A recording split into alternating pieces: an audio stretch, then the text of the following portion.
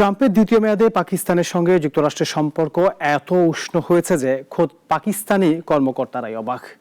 বিশেষজ্ঞরা মনে করছেন সন্ত্রাস বিরোধী সহযোগিতা ও খনিজ চুক্তির প্রতিশ্রুতি দিয়ে ওয়াশিংটন মন পেয়েছে পাকিস্তানের।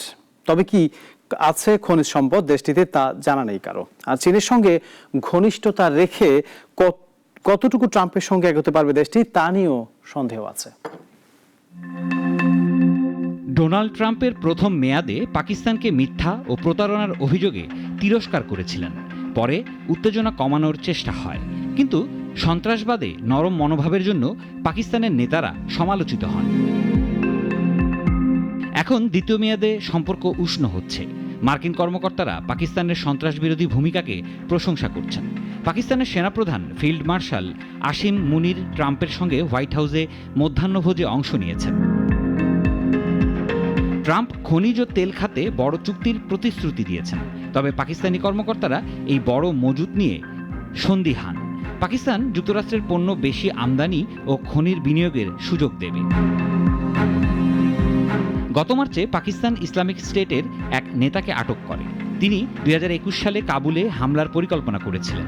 এতে 180 জন নিহত হন, যার মধ্যে 13 জন মার্কিন সেনা। ট্রাম্প কংগ্রেসে পাকিস্তানের প্রশংসা করেন। পাকিস্তান ট্রাম্পকে নোবেল শান্তি পুরস্কারের জন্য মনোনয়ন দেয়, কারণ তিনি ভারত পাকিস্তান সংঘাতে মধ্যস্থতার দাবি করেন। তবে ভারত এই দাবি নাকচ করেছে। যুক্তরাষ্ট্র বেলুচিস্তানের একটি বিচ্ছিন্নতাবাদী গোষ্ঠীকে সন্ত্রাসী ঘোষণা করেছে। এটি পাকিস্তানের দীর্ঘদিনের দাবি ছিল, কিন্তু চীনের সঙ্গে পাকিস্তানের ঘনিষ্ঠতা সম্পর্কে বাধা হতে পারে। চীন পাকিস্তানের বৃহৎ বাণিজ্যিক অংশীদার। পাকিস্তান চীনের কাছ থেকে বিমান ও ক্ষেপণাস্ত্র কিনছে। গত মে মাসে তারা ভারতের একটি যুদ্ধবিমান ভূপাতিত করেছে বলে দাবি করে।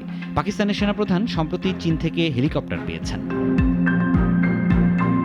ভারতের সঙ্গে ট্রাম্পের সম্পর্ক ঘনিষ্ঠ ছিল, কিন্তু এখন ভারতীয় পণ্যে 50% শুল্ক আরোপিত। পাকিস্তানের ক্ষেত্রে তা 19%। এটি সম্পর্কের উষ্ণতার ইঙ্গিত দেয়।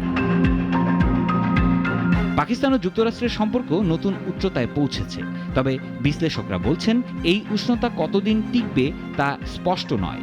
চীনের সঙ্গে ঘনিষ্ঠতা ও অস্পষ্ট খনিজ চুক্তি সম্পর্কের ভবিষ্যৎ নিয়ে প্রশ্ন তুলছে। সিরাজুম মুনির শুভ, নাগরিক।